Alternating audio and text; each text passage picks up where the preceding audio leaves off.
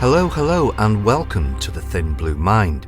Each week we will be looking at current policing issues and topics within the UK. Our regular panel consists of Steve Bradshaw, who is a TV and theatre actor, Richard Horton, author, and me, Dave Thomas, broadcaster. What we all have in common is over 80 years of combined police service. Now retired, we will be providing opinion and insights from the unique position of having been there and done it. Steve spent the majority of his service on firearms before being promoted to inspector, where he was a force incident manager. Richard was a career detective before going back into uniform as a response sergeant. Myself, I spent the majority of my service on the roads policing unit before going into CID and child protection. You may not agree with everything we say, but we will make you think. The Thin Blue Mind with Bradshaw, Horton and Thomas. Policing insights and opinion. Well, hello, and welcome to this week's episode of The Thin Blue Mind. Now, this week we're going to be looking at the Metropolitan Police and the fact that it's been placed into special measures. It's a massive topic. I'm just going to bullet point the reasons why they've been put into special measures, and then we can perhaps talk more about not what they've done, but how they actually got there, I suppose. It's now called the Engage process by Her Majesty's Inspectorate. They've come under some criticism because they released a statement to say they were putting the Met in special measures, but then did not release their report into why. They've since admitted that perhaps was a mistake on their part, and in future they'll be putting a statement and the report out together. They identified 14 failings. The areas of concern was the handling of emergency and non-emergency calls and the failure to realise vulnerability and repeat victims. The accuracy of crime recording was something left to be desired. 69,000 crimes unreported. Failing to update victims whose cases have been dropped. Not considering or seeking victims' views. Poor supervision of some investigations. A persistent backlog of online child abuse referrals. Insufficient understanding of force training requirements, management of assets, resources and understanding of demand. Failure to record proper grounds on stop and search, which was a big topic we covered a few weeks ago. Up to 25% didn't have the proper grounds. And then there was the Daniel Morgan report into corruption and the serious failings within the Met. It also highlighted a young and inexperienced workforce. And then, of course, there's the scandals that it's recently suffered, the strip searching of a 15-year-old girl at school, Sarah Everard murder by Wayne Couzens, and inadequate investigation, I suppose, of a serial murder involving, I think, 4 gay men, and they didn't link the suspect to the individual incident. So that's why they're in special measures. I don't know, Rich, if you've been looking at it. What are special measures? Special measures is when Her Majesty's Inspector Constabulary are not happy with you and decide in this stage to go into the Engage part of their process. That would be you're going to have more inspections, possibly rolling inspections. You're going to have some very intrusive questions being asked. And it happens if you were either not responding to a cause for concern that's been raised in an inspection, or you're seen as not succeeding in managing, mitigating or eradicating the causes for concern. And it can be a mixture of the two. So let's say, for example, Majesty's Inspectorate has sent a whole list of things of causes for concern where they find the Met to be inadequate in their terms of what they do. Some of them, they don't get a response back. Some of them are sorted. Some of them are not sorted. But you're going to find yourself in special measures under the Engage process as a result of failing to address the concerns. There's a further one, which I think I was reading through what they had to say about the Met and their causes for concern. The Met's going to be introducing new IT systems, and there is a cause for concern that there are risks around those new IT systems coming in that haven't been properly thought through. We know the Met are going to change into something similar to what we've had in Lancashire and elsewhere, a product that brought nothing but grief and glue into our processes in every part of the operation, except potentially control room. And even then, I'm not sure it was all that wonderful, but certainly for the front line, for custody, for CID, for anything that's involved in trying to get your files over to the CPS, it's been very problematic for us. And perhaps the Met are not as prepared as they might be, the amount of grief that's coming their way. Are we talking about the magic word of Connect? Yeah, the most ironically named piece of IT equipment in police history, I think, it's Connect.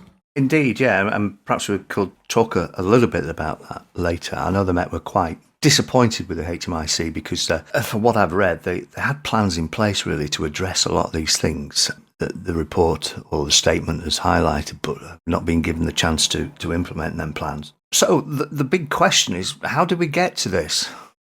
The big thing that jumps out at me from the long list that you've both read out is the failing crime areas, the failing victims of crime, and serious crime towards adults and young people. We've said it before in previous podcasts, actual bobbying, actual finding bad guys and arresting people for crime-related incidents are such a small and reducing level of business now for cops. They just don't have the time to do it. But that seems to be the main focus. They underwent a massive reorganisation where they were amalgamating boroughs. That was one of their responses to austerity, cuts in numbers. I mean, I don't think we can appreciate just how big the Met is, do we? Oh, sure, it's the £400 gorilla in the room in terms of British policing. It's almost as big as the rest of us put together. But they amalgamated, they went for wider spans of control for senior management, I think, and they ended up with smaller teams. Smaller numbers of deployable bobbies on the front line. So, yeah, if you're running around chasing your trail, because where there used to be a sergeant and seven, now there's, covering both sides, there's now a sergeant and seven covering the whole lot, for example. You're going to have poor response times, you're going to have poor crime recordings, people are going to cut corners to get home in time. All that bad stuff happens. Despite, I think, people inside the Met saying that the age of Cressida Dick was a golden age and she was a wonderful manager, I think what's falling out now is that, like everybody else, she struggled to keep an effective organisation under the face of austerity and cuts, and it shows. Yes, the Met may say, we have plans, we're disappointed, but you don't get in the engage process without HMIC either saying, no, you haven't really got plans, or we don't think your plans will work. Or perhaps the engage process is, okay, let's hold your feet to the fire with these plans, let's give you some oversight, and let's steer you in the right direction, because you may have had other plans over the last few years which haven't borne fruit, so let's help you along that journey with those plans and make sure these ones land home. The first thing I want to say in relation to all this is, if you're a cop in the Met and you do what you can for the victims and you work your socks off, I salute you, especially in relation to the battering that you keep getting in the media by the Home Secretary, by your own mayor, and there's a few bad apples in your force which are affecting you all. And the first thing I want to do before saying anything else is to say, I want to support the everyday officer on the ground who's doing a first-class job, or trying to do a first-class job within the confines of what they're given. There's a myriad of reasons, isn't there, why perhaps the Met have gone into special measures, and what is slightly frightening is that I think you could hold the mirror up to the Met and pretty much say that every other force in the UK is nearer or farther away from being in the same position. I mean, for me, and you might want to agree or disagree and discuss it, but the three main areas for me that have really done for policing in the last 10 years is the big one is the austerity. But it's not the only thing. It's that mission creep into other areas of social responsibility, I suppose, the mental health side of things and the safeguarding. We've become a slave, I think, to the systems that we operate. And certainly when I was in the job, I spent as much time, if not more, updating the system about an incident, which left me less time to actually action anything. It was quite perverse, and it's almost like we've become a slave to those systems. I think those are the three main reasons. There are other reasons as well. We've certainly shouldered that burden. I had the phrase, the paramilitary social worker of last resort, and I think that's what we've become. But unfortunately, with that comes a responsibility around vulnerability. Now, we'll know the Met are not the only force in the country that are in special measures. Cleveland, Gloucestershire, Greater Manchester, Staffordshire, Wiltshire, all in special measures. And if you look through the causes for concern that HMIC FRS have had for them, you will find failing the vulnerable runs like a thread through everything that they've said for all of those constabularies. And the other thing that runs golden thread-like is failures around crime investigation and recording. If you are failing vulnerable people, although we now have this massive responsibility for vulnerable people, not by virtue of criminality, but by virtue of just they are vulnerable within society because of whatever disadvantage they may have. But we have a responsibility for them, which we don't seem to be able to move back to where it may be more appropriate. So we have that. We also have, if you're not investigating crime properly, I think HMIC will come after you until you are doing. The problem is, we used to, as a police force, take a report of a crime, decide whether it was a crime or not, do a little bit of investigation, then record it or not. But what we actually did was move to a model of recording it first and then investigating it. And that's what caused a lot of issues. And in amongst all that, or officers having to go through the process, you had to update a system knowing that this isn't going to be a crime, knowing that it 100% isn't a crime. And I'll give you an example which happened all the time in the control room. You would get a vulnerable person ringing up who was suffering from dementia, who was saying that the purse had been stolen. And clearly they hadn't, because we had 10, 15 other calls from the same person that, and from family members. And we had like a trigger plan in relation to this person who said that, they were suffering from dementia. But we would have to crime it, because that person was identifying themselves as a victim of crime and saying that they had had the purse stolen. And then it would go out to an officer. The officer would then make the inquiries and then go through the process of decriming it. So there's a lot of internal bureaucracy which was at play for me in the whole national crime recording standards. But to capture everybody and to get the figures right, you had to capture the absurd situations as well. And there's a lot of repetition in these systems. Certainly I can think of an example where I had some updates to give to, let's just say it's an organisation we work very closely with in prosecuting offenders. I won't be any more obvious than that. And there would be updates to the file, additional evidence to add. It wouldn't be as simple as just emailing it or sending it over to the advocate in charge. No, you can't email us. You have to send it through the Connect system. I don't expect people listening to this who aren't police officers will know anything about Connect, but the police officers that do use it, you'll know exactly what I mean. I mean, I worked out one time and it was about 30 seconds per action on a keystroke. So if I'm adding witnesses to a case, it can take all day. And the fact that we couldn't just email stuff over. No, it had to go through the system. And it's just additional delays and wasting time we don't have. Do you not find, though, in the police, we seem to service everybody else's systems? Everyone else has an internal process and we have to service it. We seem to have to comply with other people's processes.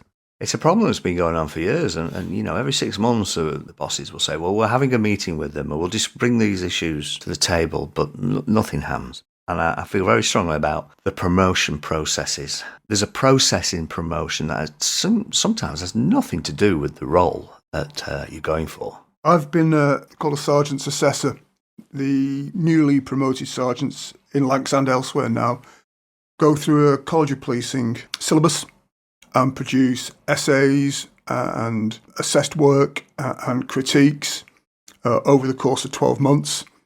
And have a portfolio that they have to sign off. Having assessed now 3 sergeants going through that process, there was nothing for any of them that they had on day one that was added to by what they did by way of this academic work, in my opinion. They were all good, competent sergeants. They learned by doing the job, by working with other experienced sergeants, by seeing what was necessary to get the job done. They found their own way to be a sergeant. But the academic work that they were called upon to do, which was all done in their own time, there's none of that was ever done on police time, though it's meant to be, didn't add much to their competence or capability as sergeants.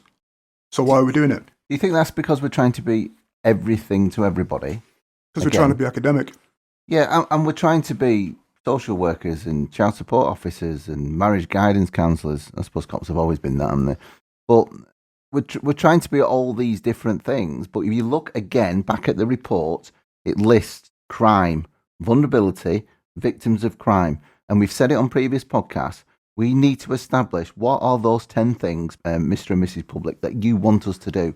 I tell you what, we'll have laser focus on those areas and we will adapt our structures to fit that and we will train our leaders to service that. That's the issue I have. I think the HMIC, Andy Cook, I think he probably gets that. You look at what he did when he was in ACPO. He was the lead for serious and organised crime. He was head of crime ops in Lancs as ACC. Been through the Merseyside. He's a thinking man. He's a professor at Liverpool John Moores University, amongst other things.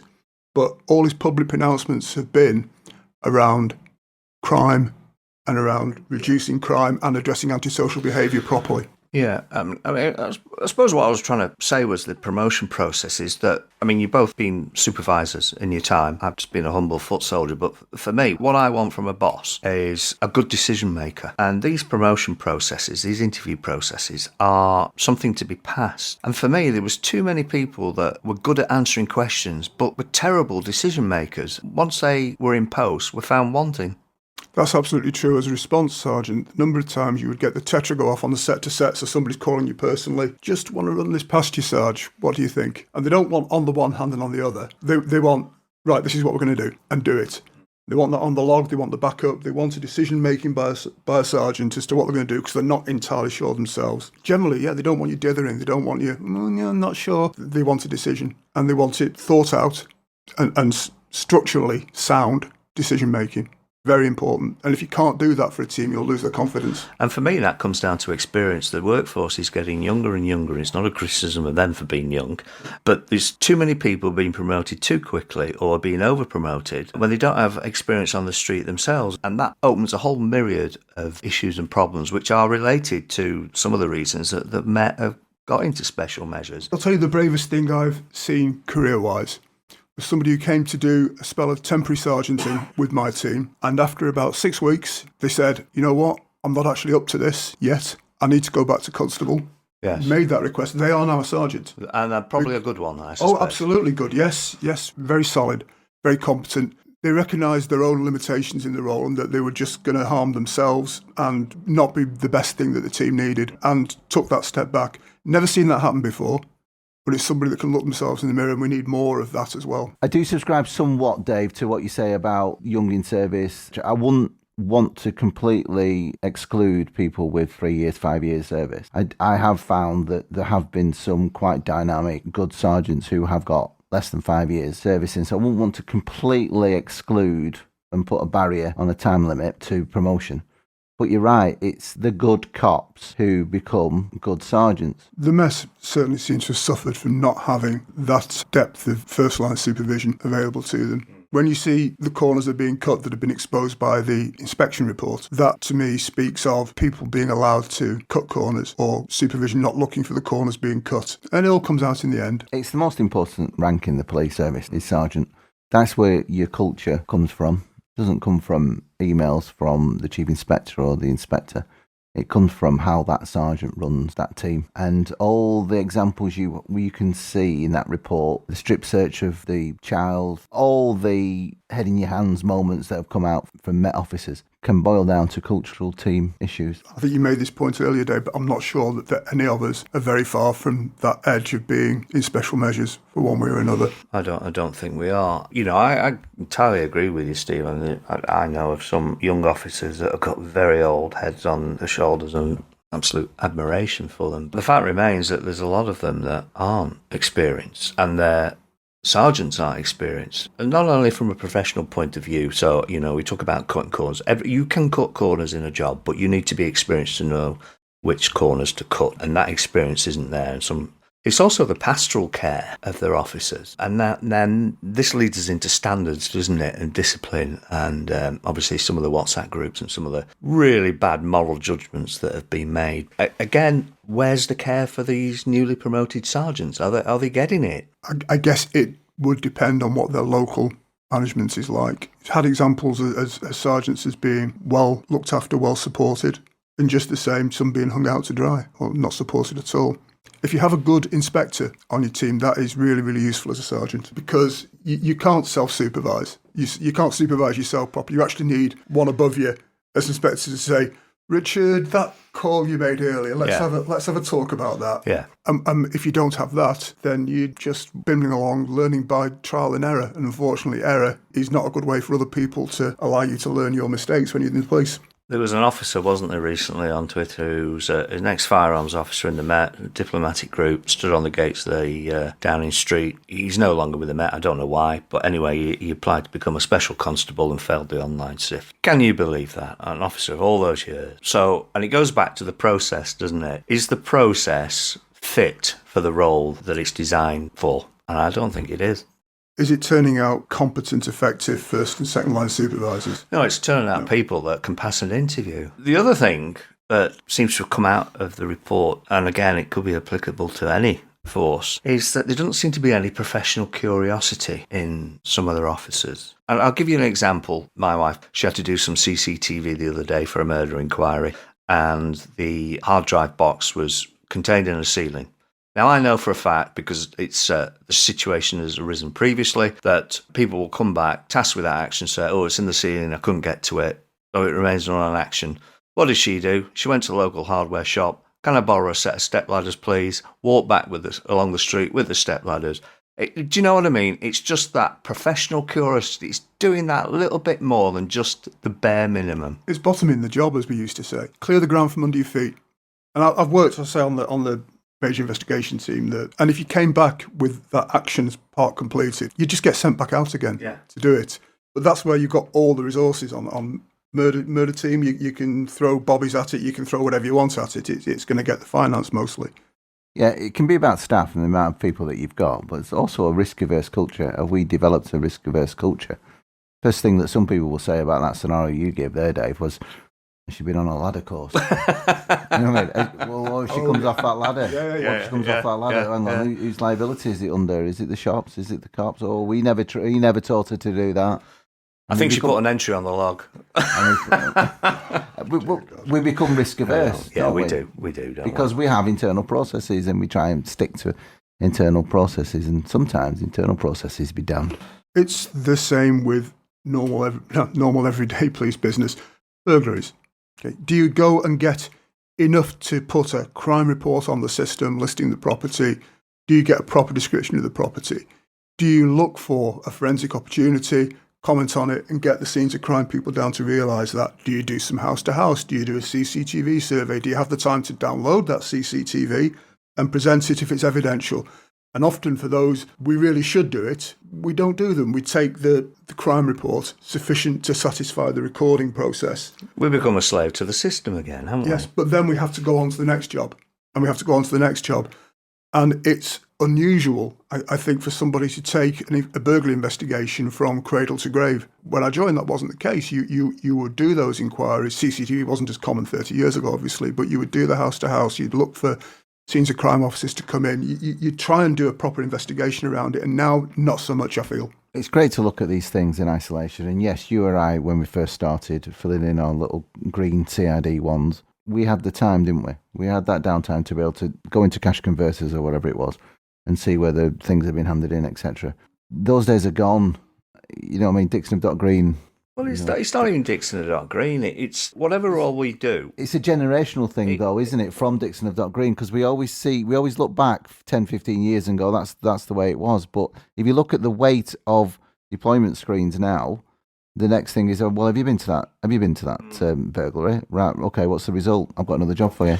But it goes back to, doesn't it, that those screens are absolutely swelling with vulnerability jobs and not so much crime. You know, I was told when I joined, and it doesn't matter what role you are, you're a firearms officer, a detective, or whatever, you are an investigator first and foremost. And I'm not suggesting that, you know, response officers should deal with a burglary from start to finish, but, you know, if you don't get them key bits of evidence in the first hour, or at least secure them, then you're screwed. We're not going to burglaries. We're not. Well, that's true. Yeah, we're not putting boots in the living room. And again, I go back to public. What do you want us to do? If you want to do these 10 things, okay, judge us on these 10 things. Don't judge us for a gold service on these 35 things because we just can't do it. And I really do get the feel from Andy Cook that he wants to move us back to where policing should be. Yes. And yeah, hold forces to account, realign them, put them back on the straight and narrow, and saying no. Focus on these things. And then we can go and visit people who get burgled or get attacked because that's what they expect the police to do. And that's what we should be doing. The other thing that struck me from the Met report was a criticism of how seldom reports of antisocial behaviour found their way to a crime report. As if they were turning up and there's nothing happened now. Well, yeah, you turned up 45 minutes after it was called in. They have dispersed. There's nothing. Whatever the reason, antisocial behaviour reports were not particularly generating crime. And yet, one of the things that blights people's lives is antisocial behaviour. And one of the things people expect the police to deal with is antisocial behaviour. The thing is, with antisocial behaviour, more often than not, it'll be a grade 3 response, which is 24 hours, is it? no 72. 72. 72 hours. So you can imagine there's a screen full of grade 1s and 2s, vulnerability that perhaps other areas of social care could have dealt with sooner. And comms operators 6 hours later are ringing people to say, sorry, we didn't get round to you. You can go to bed now because it's 11 o'clock at night. I take it those kids at 5 o'clock this afternoon who are kicking a ball against your wall and shouting obscenities at you have gone now. Yeah, oh, well, job closed. Job finished, but it's not job finished, is it? Because they're back tomorrow and we get repeat business and we get another grade 3 coming in and it's the repeat caller stuff that we don't have time to nip in the bud. But as a deployment policy, it's a grade 3 all day long and you're never going to grade it above a grade 1 or a grade 2, a call for help. And I've seen jobs on the other side of things which we've had to pick up where no reply or waiting recall, log closed. And we're talking serious crime. One of the first things I'd do as a sergeant coming in was look at the logs and go through the logs for my area and then go through the deferred logs for my area to see what had been not dealt with previously and then try and get some priority into at least dealing with them. Now, we've all, in part, I suppose, criticised our former colleagues, but it is important to point out, isn't it, that I think the vast majority they really are trying their best and they're absolutely battered and goes back to the old problem of there just isn't enough of us. You're right. I think we've lost our focus and vision across the police forces. I really think that, and the leaders in the police and the SMTs, the senior management teams, they've got to have shoulder some responsibility for that. I think it's not that we've lost it; we've been given a new one, and I think at some point, HMIC are going to have to untangle or rationalise this tension between dealing with vulnerability in society and dealing with crime and disorder in society. Because the police are there and most of our powers are there to deal with crime and disorder in society. But increasingly, as you know from comms, as we know from the studies that have been done into the amount of demand that we have and the quality of the demand that we have, we're pushed more and more towards the safeguarding and welfare side of work. And change has become this huge mantra, hasn't it, in the last decade? And you see it yourselves, don't you? You get a new boss in or whatever and like, oh, well, let's change. And let's change the things that aren't working, shall we? And let's leave the things that are alone. The problem with constant change is that nothing is allowed to bed in and see where it does work or doesn't. And employees and staff, just their heads are spinning because they don't know what's going on. It's confusion boats, isn't it? It's like port, starboard, port, starboard. Every 2 or 3 years, it's a new strategic direction. It's a new project. It's a new way of doing things that'll be better, and it never is. I think it's a difficult situation for people who make these decisions about how do we service the responsibilities we have with less staff. And we just rearrange the chess pieces we have, and it's still not enough. And we just try and eke out another 1% by rearranging into different levels of squads or collapsing this squad and moving them on to response. No, we don't want them on response anymore. Well, perhaps we have another squad. The same idea being regurgitated because we're trying to think of ways to do it with less. That would, obviously, you can probably tell how you've got 3 former police officers that are frustrated as hell at the situation, and I can tell you now that the vast majority of serving police officers will be feeling the same. Well, there we are, special measures. I suppose only good can come from it. It can't really get much worse, can it, when you're in special measures? So fingers crossed that the Met will get the help and support, which is exactly what special measures is designed to do. Let's just hope that they do get it and it's not interfered with by politics or other agendas. The Thin Blue Mind with Bradshaw, Horton and Thomas. Policing insights and opinion.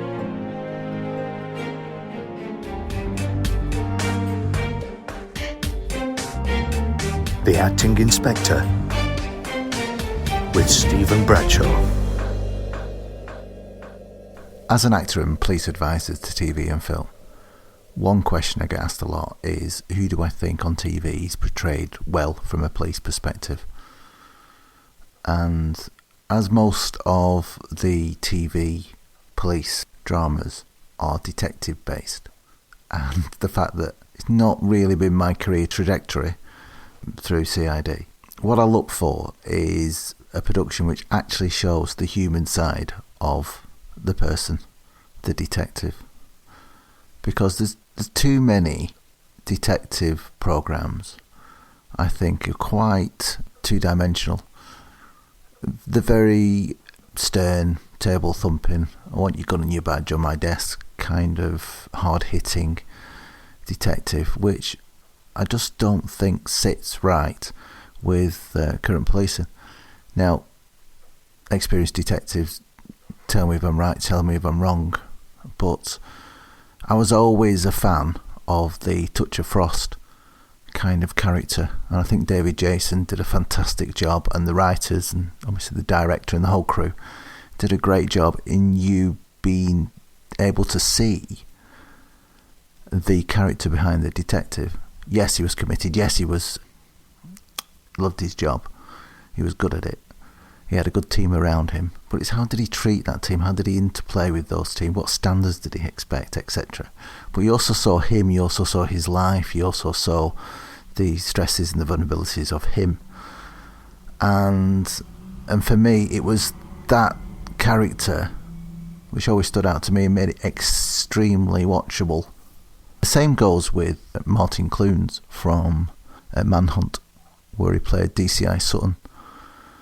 Again, you saw quite a unassuming guy, had a good team around him, who was very good at his job, had a good strategic brain, and was able to apply it. And on TV, those subtleties came through, and we didn't have to have the person bashing desks. The subtlety of that character came through, which made it very, very endearing. Now, I never knew DCI Sutton. Those who know him might be able to say it was a good portrayal of him, or it wasn't. But as a character, I know it's non-fiction character, but as a character, it really did make an impression. The one that I do think actually stands out is, and it might be because I'm a little biased, the fact that I served in Lancashire, and this is based in West Lancashire, but it was the whole team of detectives played in the Bay. Now that can be down to Dara Carville's writing, but I think there's a lot to be said for the way that Dan Ryan, who plays Tony Manning, Andrew Dowbiggin, who plays Clarkey, Erin Shanahan, who plays Karen Hobson, and Tom Law, who plays Eddie. I think it's down to their natural style in being able to portray those officers. Having recently heard Dan Ryan talk about the character, where he said that he'd never played a person of authority before, so he didn't really know how to approach it from an authoritarian standpoint. He just played it himself. He plays characters, an extension of him, if you will. And I think you see a lot of the subtleties again in his character. The storyline focuses a bit on his home life and the turmoils he has in his home life, and shows again the wider person, shows him not just as this senior police officer who's trying to investigate this murder, but it shows the issues he's having with his wife and his children and those dynamics, and he fleshes out the character, and I think that's what makes the character more appealing and makes them watchable. But I'll extend that to the whole cast, the whole police officer cast. Each one of them plays such a good police officer role because of the subtleties. No one's overplaying it, and no one's trying to make it more hard-hitting than what it actually is. These are just good people who are good at the job, who are going through the steps needed to solve a murder, a small seaside Lancashire town. So yeah, that's my viewpoint on it. Less is more. I'll be interested in any detectives on their thoughts on who they like on the TV. The Thin Blue Mind with Bradshaw, Horton and Thomas. Policing insights and opinion. Well, that's it for this week. Thank you for joining us. This podcast is in partnership with Policing TV, the leading policing media channel. So until the next time, on the next podcast, take care.